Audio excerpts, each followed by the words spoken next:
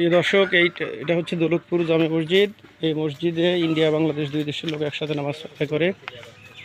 এখানে একটি লোহার পিলার আছে। এই লোহার পিলার দিয়ে দেশটাকে,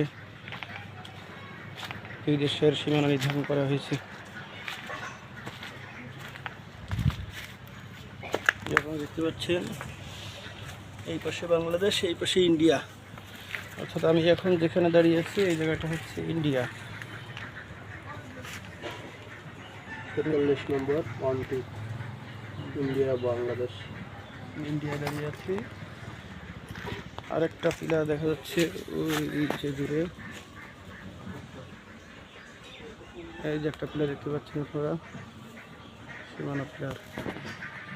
আমরা এখন এই মসজিদে দুই বাংলার, অর্থাৎ বাংলা এবং বাংলাদেশ দুই দেশের মানুষ